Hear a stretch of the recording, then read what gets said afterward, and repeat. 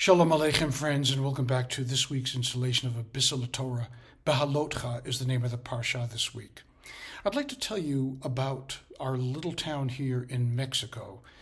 It's not unusual to see a street sweeper in front of a store or on the sidewalk sweeping all of the dirt away from the previous day.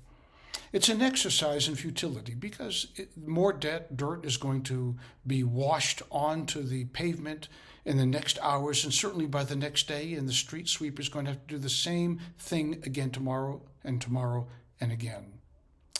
And the other thing about the street sweepers that is interesting is that they hand make their own brooms. The brooms are obviously cut from a tree because they're kind of raw and they're not refined like something manufactured in a store or factory. And then the bristles themselves are hay because they're uneven at the end and they're clearly just tied together by hand. And day after day they go out, they make sure that the broom is in good working order, and they sweep the sidewalk and they make sure that all of the garbage is picked up, and they carefully sweep all of the dirt away day after day. I say this because in the Torah reading today, we have something rather similar that happens, where Aaron is told the laws of the lighting of the menorah, and then with all their intricacies, and then the Torah says, Vaya'as Cain, and he did so. Why does the Torah say, and he did so? Obviously he did so. If he didn't do so, that would be noteworthy. But the fact is that Aaron executed his duty every week. And Rashi says the reason why these words are there, and Aaron did so, is to teach a profound lesson that he did so each day with the same kind of enthusiasm that he did on the very first day. For all 40 years of wandering through the desert, Aaron did the same activity with the same amount of joy and enthusiasm that he did on day one. This takes a special kind of character that looks at the world with fresh eyes every single day, as if to say, I've never been here before, and I'm going to look very carefully at this newborn world and newborn self too, with this freshness that allows me to have a kind of joy and enthusiasm about things that might otherwise be seen as mundane and boring. You know, we say we eat every day, we eat maybe several times a day. Perhaps once upon a time we said prayers before we ate, and then after a while we gave up, because what's the point of saying the same prayer all the time? That gets boring after a while. Maybe we used to go to synagogue often when we were a child, but then since the prayers are said the same way every single day, what's the point in continuing?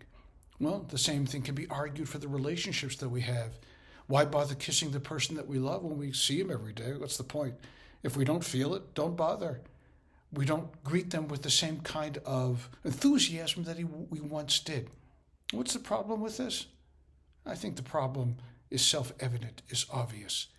And that's what the street sweepers want to teach us, and that's what Rashi wants to indicate to us about how to live a life that really matters.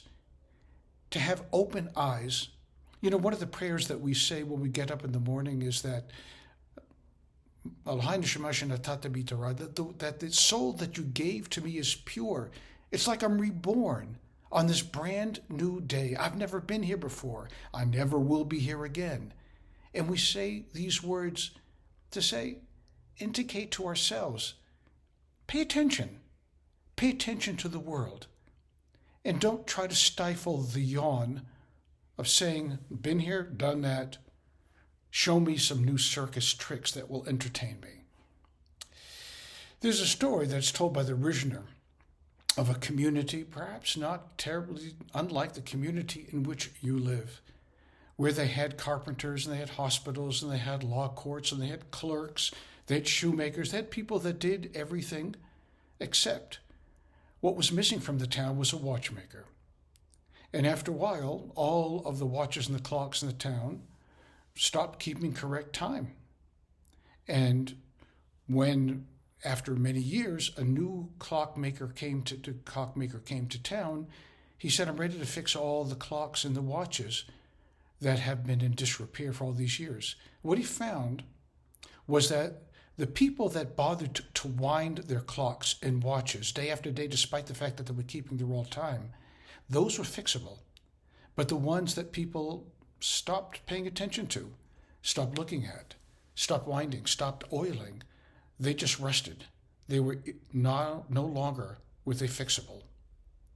The Rishner tells us this story as a parable for our lives as well, that we need to continue to try to do our best, to treat each day as new, a new day that we've never seen before, to greet each person as if we've never met them before, and pay attention to their cadence, the words they express, their expressions on their face. Pay attention to the world in which we live. Say the prayer that you've said 100 times before, Hamotzi, before you eat the bread.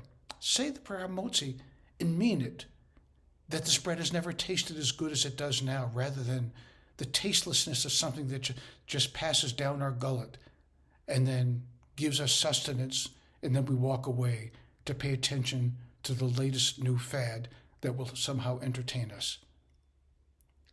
I think the key to life, the mystery of life, is using fresh eyes and being enthusiastic with every opportunity we have. We've never seen this before. We've never been here before. We'll never see this again. We'll never be here again.